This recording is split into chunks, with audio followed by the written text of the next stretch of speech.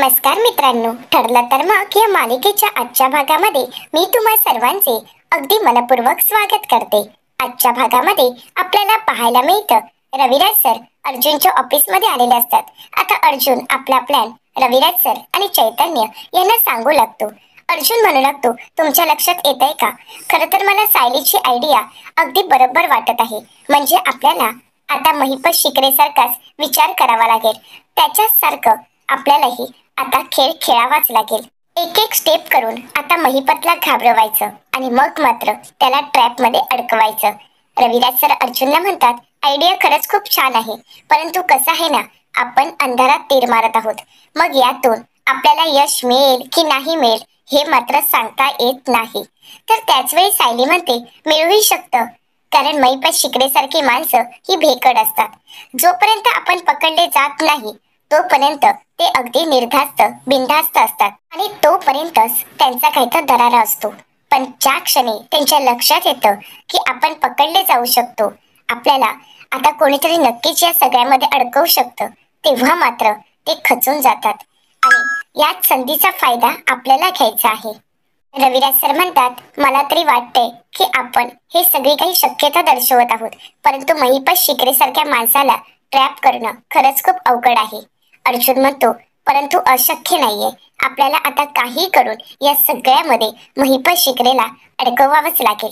त्याचं सत्य आपल्याला शोधून काढावंच लागेल. आता सायली रविराज सरांना विचारते, रविराज काका, तुम्ही आम्हाला मदत कराल ना, तुम्ही आहात ना आमच्या सोबत. रविराज सर म्हणतात, अर्थातच मी तुमच्या सोबत कायम आहे.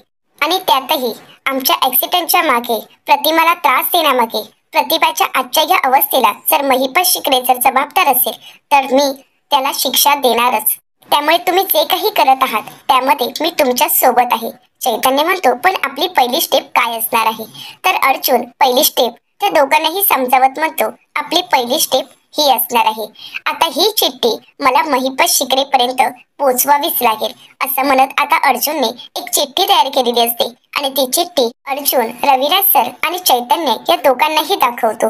तर चैतन्य म्हणतो, हो अर्जुन, आपली तर ही स्टेप असूच शकते, परंतु मला सांग, आपण खात्रीशीर नाही ना सांगू शकत की यांच्या अपघातामागे, प्रतिमा आत्या घाबरण्याच्या मागे महिपत शिकरेचीच हात असू शकतो किंवा तोच असू शकतो, हे आपण कसं प्रूव्ह करणार आहोत. अर्जुन म्हणतो, ही चिठ्ठीच आपल्याला या सगळ्या सत्यापर्यंत पोहोचवणार आहे. म्हणजे हळूहळू आपण त्याला असं काही ट्रॅप मध्ये अडकवायचं की त्याला सत्य सांगावंच लागेल आणि आपली पुढची स्टेप ही असणार आहे. असं म्हणत अर्जुनने रविराज सर, चैतन्य यांना आपली पुढची खेळी काय असणार आहे हे आपला प्लॅन सांगितलेला असतो. आता अर्जुन ज्याप्रमाणे प्लॅन सांगत असतो ते प्लॅन रविराज सर आणि चैतन्य ऐकत असतात. तर दुसरीकडे पाहायला मिळतं, किल्लेदारांच्या घरी सुमन काकू किचन मध्ये काम करत असतात आणि त्याच वेळी आता नागराज काका सुमन काकूंना आवाज देतात. सुमन काकू विचारतात, काय झालंय, काय हवंय तुम्हाला. नागराज काका म्हणतात, अगं जेवणाची वेळ झाली आहे, मग जेवणच हवं असणार ना, झालंय का जेवण. सुमन काकू म्हणतात, नाही हो, जेवणाला थोडा वेळ लागेल, कारण मी वहिनीसाठी सूप बनवत होते. आता हे ऐकल्यानंतर नागराज काका म्हणू लागतात, म्हणजे वहिनीसाठी सूप, आणि आम्ही का असं उपाशीच राहायचं आहे का. सुमन काकू म्हणतात, नाही हो, जेवण होतच आलं आहे, आज वहिनीची थोडी तब्येत बरी नव्हती ना. आता हे ऐकल्यानंतर नागराज काका म्हणतात, काय बरं नव्हतं. सुमन काकू सत्य लपवतात आणि म्हणू लागतात, काही नाही, थोडं गरगरल्यासारखं वाटत होतं आणि म्हणूनच म्हटलं की त्यांची काळजी घ्यावी. नागराज काका म्हणतात, बरं ठीक आहे, मी वहिनीला बघून येतो. सुमन काकू थांबवण्याचा प्रयत्न करतात आणि म्हणू लागतात, अहो असं काय करताय, ते आता आराम करत असतील ना, लगेचच का जाताय, तुम्ही नंतर जाऊ शकता. नागराज काका म्हणतात, आता ते मी कधी जायचं हे तू मला शिकवणार आहेस का. असं म्हणत सुमन काकूंचं काही ऐकून न घेता नागराज काका आता प्रतिमा आत्यांना भेटण्यासाठी निघून जातात. तर इकडे सुमन काकू घाबरून गेलेले असतात. सुमन काकू मनाशीच म्हणतात की आज मंदिरात नक्की काय घडलं आहे हे यांना कळायला नको. हे जर यांना कळालं आणि सायली अर्जुनला महिपत शिकरेबद्दल संशय आला, हे अजिबातच कळायला नको, कारण हेही त्यांना समजू शकतं. आणि म्हणूनच सुमन काकू धावत पळत प्रतिमा आत्यांच्या रूमच्या दिशेने निघालेले असतात. तर इकडे ऑफिस मध्ये सायली रविराज सरांना विचारते, काय झालंय काका, तुम्ही असे शांत का आहात. रविराज सर म्हणतात, नाही म्हणजे मला एका प्रश्नाचं उत्तर मिळत नाहीये की असं काय घडलंय की महिपत शिकरेचा फोटो पाहून किंवा त्याला पाहून प्रतिमा घाबरते. कारण महिपत शिकरे हा आश्रम केसच्या निमित्ताने किंवा आश्रमाच्या हेतूनेच तुमच्या आयुष्यात आला. आता सायली अर्जुनला ते क्षण आठवू लागतात. महिपत शिकरेंनी ते आश्रम पाडायला घेतलेलं असतं. सायली आश्रम वाचवण्याचा प्रयत्न करत असते, परंतु त्याच वेळी आता आश्रम महिपत शिकरे पाडत असताना अर्जुनने स्टे ऑर्डर आणलेली असते. तर महिपत शिकरे अर्जुनला म्हणालेले असतात, तुमच्या हातून ही केस तर गेलीच आहे, आश्रमही गेला आहे आणि तुमचे सासरे ते तर आता जन्मठेपच भोगणार आहेत. तर अर्जुन त्यांना म्हणालेला असतो, ही केस हे आश्रम माझ्या हातून गेलेलं नाही, अजूनही माझ्याच हातात आहे. तर सायलीला ते क्षण आठवतात ज्यावेळी महिपत शिकरेने आता मधुभाऊंवर हल्ला केलेला असतो आणि म्हणूनच सायली महिपत शिकरेच्या घरी जाब विचारण्यासाठी गेलेली असते आणि म्हणालेली असते, महिपत शिकरे आज तुझ्यामुळे माझे मधुभाऊ कोमात गेले आहेत. आता कुठे त्यांनी नवीन आयुष्याची सुरुवात केली होती, पण तेही तू हिसकावून घेतलीस. अरे अजून किती जणांचा तळतळाट घेणार आहेस? सायली अर्जुनला हे सर्व क्षण आठवू लागतात.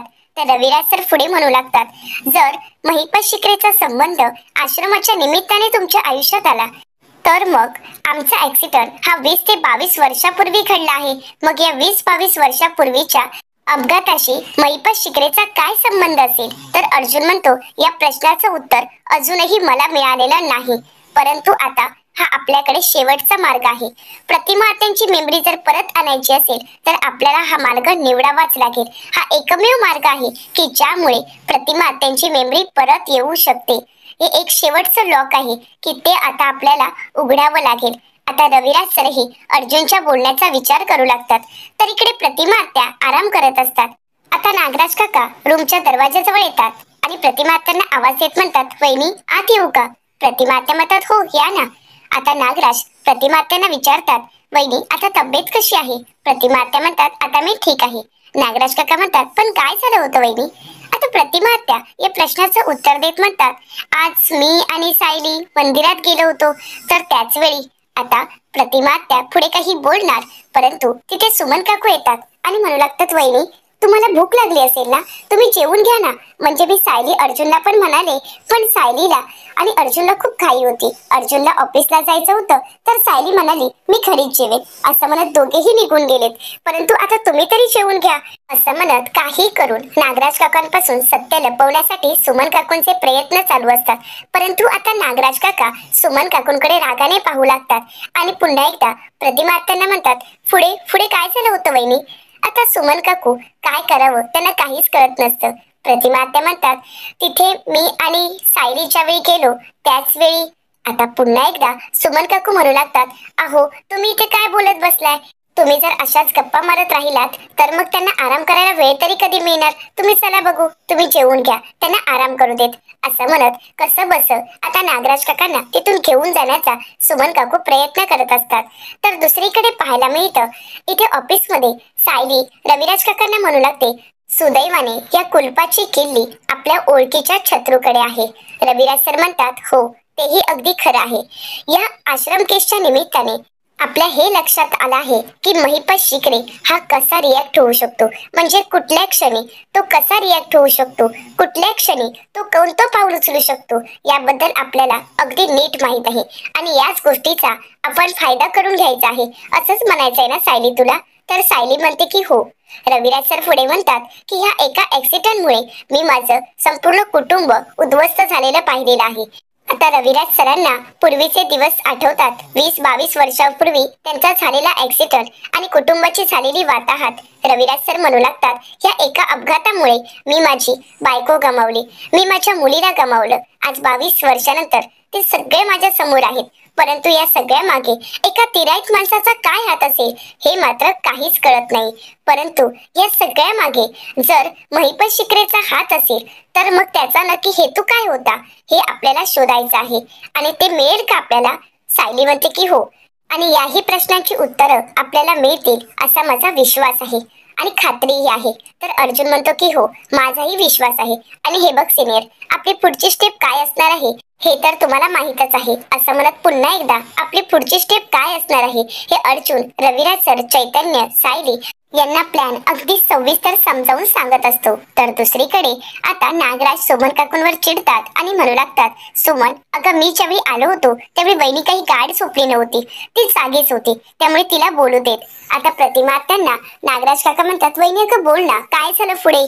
तर आता प्रतिमा त्या म्हणू लागतात, मी आणि सायली ज्यावेळी मंदिरात गेलो होतो त्यावेळी मंदिरात खूप गर्दी होती, खालपर्यंत रांगा लागल्या होत्या, असं म्हणत आता प्रतिमा त्या घडलेला सर्व प्रकार नागराज काकांना सांगू लागतात. सुमन काकू मनाशीच म्हणतात, वहिनी यांना तुम्ही सगळं सांगू नका, नाहीतर यांना संशय येईल की सायली अर्जुनला महिपत बद्दल कळाला आहे. आणि म्हणूनच सुमन काकू नागराज काकांना आवाज देत म्हणतात, अहो वहिनीचा चेहरा बघा.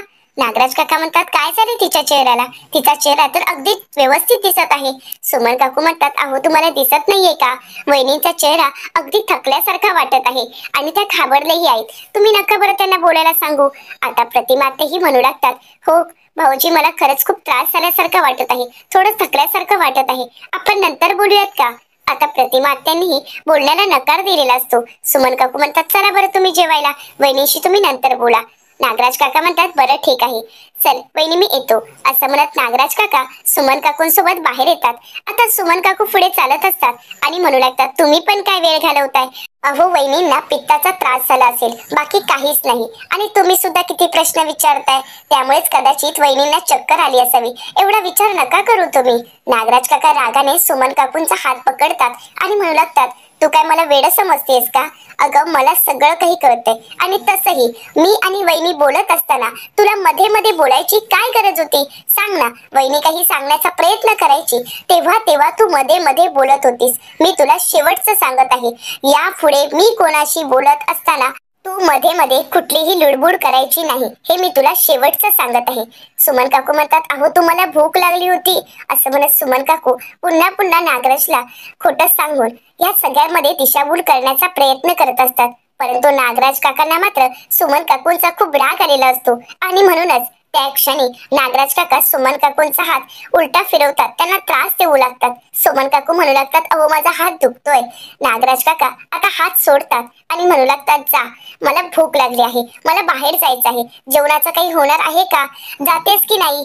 असं म्हणत सुमन काकूंना जेवण बनवायला पाठवतात. या सगळ्यामुळे सुमन काकूंना खूप त्रास होत असतो आणि नागराजला सुमन काकूंचा खूप राग आलेला असतो. तर इकडे महिपत शिकरेंच्या घरी साक्षी आता एका ठिकाणी शांत बसून असते. तिला सतत आता सचिनची आठवण येत असते. सचिन सोबत नसल्याचा त्रास होत असतो. साक्षीला सचिन सोबत घालवलेले क्षण आठवतात आणि त्याच वेळी तिच्या लक्षात येतं अस्मिताने सचिनचा केलेला पाठलाग. आता अस्मिता ज्यावेळी सचिनला पाहते त्यावेळी ती बिथरून गेलेली असते. तर दुसरीकडे ज्यावेळी सचिन त्या ठिकाणी येतो आणि साक्षी त्याला विचारते, तू कुठे गेला होतास? त्यावेळी सचिन म्हणालेला असतो, सॅम, अगं तिथे डस्ट होतं ना आणि त्यामुळे मला वॉशरूमला जावं लागलं, मला ओमिटिंग झाल्या होत्या. आणि हे सगळं काही सचिन खोटं सांगत होता हे साक्षीच्या सगळं काही लक्षात आलेलं असतं. तर त्यानंतर सचिनने केलेली लपवाछपवी, त्याचं सततचं खोटं बोलणं, हे सगळं काही साक्षीला आठवत असतं. मंदिरात असताना आनंदाचे क्षण असतात, परंतु त्याच वेळी सुद्धा सचिन लगेच निघालेला असतो. तो साक्षीला काही न सांगता रिक्षा बुक करतो आणि तिथून निघून जातो. आता साक्षीने त्याला थांबवण्याचा प्रयत्न केलेला असतो, परंतु सचिन साक्षीचं काही ऐकून न घेता तिथून निघालेला असतो. तर त्यानंतर साक्षी अण्णांना म्हणालेली असते, अण्णा, आज तो ज्या पद्धतीने निघून गेलाय ना, त्यानंतर मला तर नाही वाटत की तो परत माझ्या आयुष्यात येईल, परत मला भेटेल. अण्णा, त्याने मला फसवलं आहे, असं म्हणत साक्षी बिथरून गेलेली असते. सचिन मध्ये ती हरवून गेलेली असते. साक्षीला काय करावं काहीच कळत नसतं. तर इकडे सचिन ऑफिसचं काम करत असतो. तर अस्मिता सचिनला म्हणू लागते, सचिन, अरे काय चाललंय? सतत काम काम काम. नाही, आज तू कोणतीही कॉन्फरन्स करायची नाहीये, आज तू माझ्यासोबत दीदी दर्शनासाठी येणार आहेस. हे ऐकल्यानंतर सचिन म्हणतो, काय? बरं ठीक आहे, आपण जाऊयात. आता अस्मिताला धक्काच बसतो. अस्मिता सचिनला म्हणते, हा तूच आहेस ना? म्हणजे माझाच नवरा आहे ना?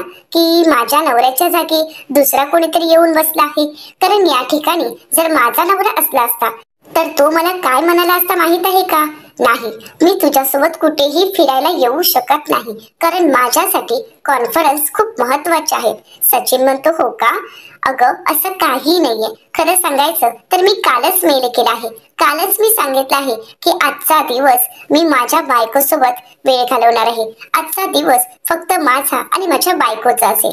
चल आपण दिल्ली दर्शन करायला जाऊ. आणि हो, भरपूर शॉपिंग करायची आहे आणि बाहेरच जेवायचं आहे. चल तयार हो. आता इकडे मात्र साक्षी सचिनला फोन करण्याचा प्रयत्न करत असते. सचिन आवरत असतो त्याच वेळी त्याचा फोन वाजतो. सचिन पाहतो तर सॅम असं नाव असतं. सचिन कट करतो. हे सगळं काही दृश्य अस्मिता पाहते.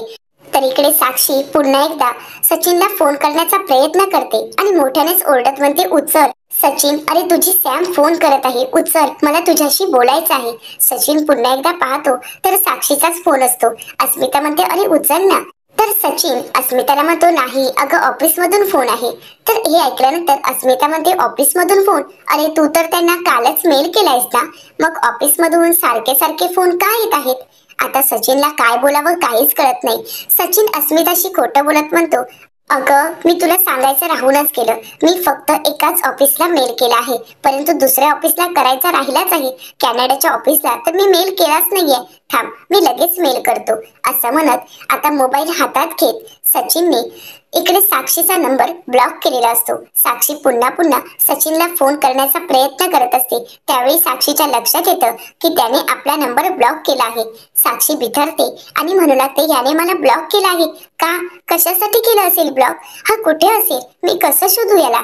सोशल मीडियावर तर नक्कीच असेल. मी तिथून त्याला कॉन्टॅक्ट करण्याचा प्रयत्न करू का? असं म्हणत आता साक्षी सोशल मीडियाची प्रोफाईल पाहायला जाते.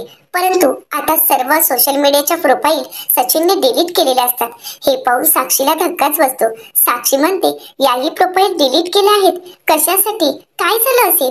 कुठे गेला असेल हा सचिन? आता मात्र साक्षी एवढी बिथरते की तिला काय करावं काहीच कळत नसतं. सचिनच्या अशा वागण्यामुळे साक्षीची चिडचिड होते आणि साक्षी घरातील सर्व वस्तू अस्ताव्यस्त फेकू लागते. ती मोठमोठ्याने ओरडू लागते. ती आरडाओरडा करत असते आणि सचिनला आवाज देत असते. सचिन तिला सोडून गेला आहे हे तिला सहन होत असतं आणि म्हणूनच साक्षी मोठमोठ्याने किंचाळत असते आणि खूप रडत असते. तर दुसरीकडे पाहायला मिळतं, प्लॅन प्रमाणे आता सायली आणि अर्जुन महिपत शिकरेच्या घराबाहेर आलेले असतात. सायली अर्जुन खूप वेळ झाला महिपत शिकरेच्या घराबाहेर लक्ष ठेवून असतात, परंतु अजूनपर्यंत महिपत शिकरे काही घराबाहेर आलेला नसतो आणि म्हणूनच सायली अर्जुनला म्हणू लागते, काहीच कळत नाहीये, महिपत शिकरे घरात आहे हे मात्र नक्की, परंतु अजूनपर्यंत तो बाहेर येतच नाहीये. आपल्याला वाटत होतं की काहीतरी कारणाने तो नक्कीच बाहेर येईल, परंतु अजूनपर्यंत बाहेर आलाच नाहीये. आता अर्जुन म्हणतो, मग आता आपल्याला जावं लागेल, कारण तो जर बाहेर आला नाही तर आपल्यालाच त्याच्या गुहेत शिरावं लागेल. सायली म्हणते, नाही, असं करून नाही चालणार. मागच्या वेळी आठवतंय ना तुम्हाला, आपण थोडक्यात बचावलं होतं. अर्जुन म्हणतो, नाही, परंतु ही रिस्क घ्यावीच लागेल. सायली म्हणते, आपण थोडा वेळ वाट बघू आणि त्यानंतर ठरवू. आता सायली अर्जुन पुन्हा एकदा महिपत शिकरेंची बाहेर येण्यासाठी वाट पाहत असतात. तर इकडे महिपत शिकरे विचार करत असतात आणि त्याच वेळी त्यांना साक्षीचा फोन येतो. महिपत शिकरे म्हणतात, बोल साक्षी. साक्षी म्हणते, अण्णा, सचिन मला सोडून गेला. तो कायमचा सोडून गेला अण्णा. अण्णा, अहो तो माझे फोन उचलत नाहीये, मला मेसेज करत नाहीये, माझ्या मेसेजची रिप्लाय देत नाहीये. अण्णा, तो मला सोडून गेला. असं म्हणत साक्षी बिथरलेली असते, ती रडत असते. आता महिपत शिकरे साक्षीला म्हणतात, अगं त्या दीक्षितमुळे तू स्वतःला त्रास करून घेऊ नकोस. साक्षी म्हणते, मग मी काय करू अण्णा? अण्णा, मी त्याच्यावर प्रेम केलं होतं, माझा आहे तो, आणि आज तो मला सोडून कुठे गेलाय मला काहीच कळत नाहीये. अण्णा, तो जर मला कायमचा सोडून गेला असेल तर? नाही अण्णा, मी नाही जगू शकत. आता महिपत शिकरे साक्षीला म्हणू लागतात, साक्षी शांत हो. साक्षी म्हणते, नाही अण्णा, मी आता शांत नाही होऊ शकत, कारण सचिन मला सोडून गेला आहे. अण्णा, अहो तुम्हाला माहित आहे ना, मी सचिनवर प्रेम केलं होतं, परंतु त्याने मात्र माझं प्रेम स्वीकारलंच नाही. मी आता काय करू अण्णा? मी एक काम करू का? मी आता मरते, म्हणजे त्या सचिनला कळेल की माझं त्याच्यावर किती प्रेम होतं. महिपत शिकरे म्हणतात, हे बघ साक्षी, शांत हो. थोबाड इकडचं तिकडे करून टाकेन, तू काहीही करणार नाहीयेस. मी येतोय तिथे, आपण बोलू, पण तू असं काहीही करणार नाहीस. साक्षी म्हणते, नाही, मी मरते, मला नाही जगायचं आहे. मी जगले तर त्याला माझं प्रेम कधीच कळणार नाही, पण मी मेले तर त्याला कळेल की माझं किती प्रेम होतं. असं म्हणत आता साक्षी रडतच बोलत असते. महिपत शिकरे साक्षीला समजावण्याचा प्रयत्न करत असतात, परंतु साक्षी काही समजून नाही घेऊ शकत. हे महिपत शिकरेंच्या लक्षात येताच आता त्या तिला भेटायला जायचं ठरवतात. इकडे सायली अर्जुन वाट पाहत असतात. सायली म्हणते, अजून किती वेळ वाट पाहायची आहे? किती वेळ झाला, परंतु हा महिपत शिकरे काही बाहेरच येत नाहीये. अर्जुन म्हणतो थांब, तू इथेच थांब, मी जाऊन येतो. सायली म्हणते मी पण येणार, तुम्ही एकटे कुठेही जाणार नाहीयात. आणि त्याच वेळी अर्जुनला आता रविराज सरांचा फोन आलेला असतो. अर्जुन म्हणतो बोल ना सिनियर. रविराज सर म्हणतात तुम्ही कुठे आहात? अर्जुन म्हणतो ठरल्याप्रमाणे आम्ही महिपत शिकरेच्या घराबाहेरच आहोत आणि तो बाहेर येण्याची वाट पाहत आहोत. पण तो जर आता बाहेर नाही आला तर आम्हालाच आत जावं लागेल. रविराज सर म्हणतात हे बघा, तुम्ही असं भलत असेल तर काहीही करू नका. तो काय करू शकतो हे तुम्हाला माहित आहे ना. प्लीज तुम्ही असं काहीही करणार नाही आहात. अर्जुन म्हणतो आता दुसरा ऑप्शन नाही, आपलं ज्याप्रमाणे ठरलं आहे त्याप्रमाणे आपल्याला करावंच लागेल. आणि हो सिनियर, तू घाबरू नकोस, आम्ही आमची काळजी घेऊ. रविराज सर म्हणतात जे काही करत आहात ते खूप शांतपणे आणि सावधगिरीने करा, उगाच माझ्या जीवाला घोर नका लावू. अर्जुन म्हणतो सिनियर काळजी करू नको, असं म्हणत फोन ठेवतो. आणि त्यानंतर अर्जुन सायलीला म्हणतो मी लगेच तिथे जाऊन येतो, मी आज जात नाहीये, परंतु तिथे नक्की काय सिच्युएशन आहे हे मी बाहेरूनच पाहीन. सायली म्हणते अहो पण सावकाशा. आता सायलीला अर्जुनची काळजी वाटत असते. आता अर्जुन महिपत शिकरेच्या गेट पर्यंत गेलेला असतो. महिपत शिकरे अजूनही बाहेर न आल्यामुळे आता अर्जुन नक्की काय चालू आहे हे पाहण्यासाठी गेलेला असतो. तर इकडे महिपत शिकरे साक्षीच्या काळजीने खूप कासावीस झालेले असतात आणि म्हणूनच फोनवर बोलत बोलत तिला शांत करत ते आता साक्षीच्या घरी जाण्यासाठी निघालेले असतात. महिपत शिकरे फोनवर बोलत बाहेर येत आहेत हे अर्जुनने पाहिलेलं असतं आणि म्हणून अर्जुन लगेच गाडीच्या मागे येऊन लपतो आणि सायलीला म्हणतो महिपत शिकरे येत आहे आणि तो फोनवर बोलत आहे. हा एकच चान्स आहे आपल्याला आपला प्लॅन वर्क करण्यासाठी. आता तो फोनवर बोलत आहे त्या क्षणी मी त्याच्या खिशात चिठ्ठी ठेवू शकतो. सायली म्हणते बरं ठीक आहे, असं म्हणत आता अर्जुन सायलीला म्हणतो तू काळजी घे. आता अर्जुन महिपत शिकरेंच्या दिशेने निघालेला असतो. महिपत शिकरे फोनवर बोलत असतात आणि म्हणू लागतात साक्षी अगं मी तिथे येतच आहे ना, तुला थोडा वेळ धीर धरता येत नाहीये का पोरी? अगं प्लीज थोडा वेळ धीर धर, मी तिथे येतोय, आपण शांतपणे बोलू. परंतु साक्षी फोन कट करते. आता महिपत शिकरे पुन्हा एकदा साक्षीला फोन करतात आणि म्हणू लागतात तू फोन कट करायचा नाहीये, मी जे सांगत आहे ते ऐकून घे. आता महिपत शिकरे फोनवर बोलत असतात, त्यांना साक्षीची काळजी वाटत असते आणि त्या संधीचा फायदा घेत अर्जुन महिपत शिकरेंच्या समोरून जात त्यांच्या खिशात चिठ्ठी ठेवत तिथून निघून जातो. महिपत शिकरेचा मोबाईल खाली पडतो. महिपत शिकरे चिडतात आणि म्हणू लागतात कळत नाही का रे, तुला नीट बघून चालता येत नाही का? असं म्हणत महिपत शिकरे आपला मोबाईल उचलतात आणि खिशात ठेवायला जातात. परंतु त्याच वेळी त्यांच्या हाती खिशातील चिठ्ठी लागते. महिपत शिकरे ती चिठ्ठी पाहतात, त्यामध्ये लिहिलेलं असतं 22 वर्षापूर्वीचा ऍक्सिडेंट आठवतोय ना, तो अपघात अजूनही माझ्या लक्षात आहे, मला माहित आहे त्या अपघाताबद्दल. आता मात्र महिपत शिकरे घाबरतात, त्यांच्या पायाखालची जमीनच सरकते, ते बिथरतात आणि इकडे तिकडे पाहू लागतात. परंतु तिथे मात्र त्यांना कोणीच दिसत नाही. महिपत शिकरेंना काहीच कळत नसतं. ती चिठ्ठी ते बंद करतात, खिशात ठेवतात आणि साक्षीच्या काळजीपोटी निघत असतात. ज्यावेळी ते गाडीचा दरवाजा उघडायला जातात त्यावेळी त्यांच्या लक्षात येतं, ते मनाशीच म्हणतात की माझ्यावर कोणीतरी लक्ष ठेवून आहे आणि आता जर मी साक्षीकडे जायला निघालो तर कोणाला तरी साक्षी कुठे आहे हे कळणार नाही. काही झालं तरी साक्षी कुठे आहे, ती जिवंत आहे हे कोणालाही कळायला नको आणि म्हणूनच आता मला साक्षीकडे जाणं योग्य नाही. आणि म्हणूनच महिपत शिकरे आता साक्षीकडे जायचं कॅन्सल करतात आणि ते पुन्हा एकदा घराच्या दिशेने निघालेले असतात. हे सर्व दृश्य सायली पाहत असते. महिपत शिकरे पुन्हा एकदा मागे वळून पाहतात, परंतु तिथे त्यांना कोणीच दिसत नाही. महिपत शिकरेंचा राग अनावर झालेला असतो, परंतु तिथे कोणीच नसतं. पण कोणीतरी आपल्याला घाबरवत आहे हे त्यांच्या लक्षात आलेलं असतं. आता हे सर्व काही सायली पाहत असते. महिपत शिकरे आता घरात निघून जातात. महिपत शिकरे आपल्या माणसाला आवाज देत म्हणतात पाणी घेऊन ये रे. महिपत शिकरे पाणी पितात आणि त्याला म्हणतात तू काय इथे उभेस, निघून जा इथून. असं म्हणत महिपत शिकरे त्याला जायला सांगतात. महिपत शिकरेंचा जीव कासावीस आलेला असतो, त्यांना काहीच कळत नसतं. महिपत शिकरे म्हणतात माझ्याशी पंग घेण्याचा एवढी हिंमतच कोणाची झाली नाही, मला तरी वाटतंय की हे सगळं काही कोणीतरी मुद्दामून करत आहे. असं म्हणत महिपत शिकरे ती चिठ्ठी वाचतात आणि पुन्हा एकदा ते घाबरून गेलेले असतात. महिपत शिकरे म्हणतात 22 वर्षाच्या ऍक्सिडेंटचं कोणालाच माहित नाहीये. 22 वर्षापूर्वी मी जे काही केलंय ते कोणालाच माहित नाही. पण ज्यावेळी महिपत शिकरे ती चिठ्ठी वाचत असतात त्यावेळी त्यांच्या लक्षात येतं की हे सगळं काही प्रियाला तर माहीतच आहे. महिपत शिकरे म्हणतात याचाच अर्थ हे सगळं काही त्या चिचुंद्रीचं काम आहे. पण त्या चिचुंद्रीला कुठे माहित आहे की अशा चिठ्ठ्यांची मी पुंगी वाजवतो. असं म्हणत महिपत शिकरे ती चिठ्ठी गोल करतात आणि पुंगी वाजवल्यासारखं करत ती चिठ्ठी खाली फेकून देतात. इकडे अर्जुन गाडीपाशी येतो आणि सायलीला म्हणतो, ती चिठ्ठी महिपत शिकरेला भेटली आहे का? म्हणजे मी मागे येऊन पाहू शकलो नाही ना? सायली म्हणते की हो, ती चिठ्ठी त्यांना मिळाली आणि ती चिठ्ठी वाचल्यानंतर त्याच्या चेहऱ्याचा रंगच उडाला होता. तो बाहेर जाणार होता, तेही त्याने कॅन्सल केलं आहे आणि तो घरात निघून गेला. अर्जुन म्हणतो, याचा अर्थ आपण जे काही प्लॅन केलंय ते वर्क झालं आहे. आता मात्र तो घाबरून जाईल आणि आपण यापुढे सावध राहायला हवं, कारण आता तो या सगळ्याचा विचार करणार आणि या सगळ्यामागे कोण आहे याचा शोध तर घेणारच आहे. पण आपल्याला आता दुसरा प्लॅन करत असताना शांतपणे आणि सावधगिरीनेच करावा लागेल. पण आता कुठलीही चूक व्हायला नको. आपण तीर तर मारला आहे, परंतु महिपत सावध झाला तर आपल्या हाती काहीच लागणार नाही. असं म्हणत सायली अर्जुन आता पुढे कसा प्लॅन करायचा याचा विचार करत असतात. अर्जुन सायलीला म्हणतो, तू बोलतेस ते अगदी बरोबर आहे. आता या चिठ्ठीनंतर महिपत कसा रिॲक्ट होतो ते आपण बघायचं आहे आणि मग पुढचं पाऊल उचलू. आता सायली अर्जुन महिपत शिकरे तिथे नाहीये हे पाहत तिथून निघून जातात. इकडे मात्र महिपत शिकरे पूर्णपणे घाबरून गेलेला असतो. तर येणाऱ्या पुढील भागामध्ये आपल्याला पाहायला मिळतं, पुढची स्टेप पूर्ण करण्यासाठी आता सायली अर्जुन एका वेगळ्या नंबरवरून महिपत शिकरेला फोन करतात. आता महिपत शिकरेच्या घरी नागराजही असतो. नागराज म्हणतो, कोणाचा फोन आहे? महिपत शिकरे म्हणतात, वेगळा नंबर आहे.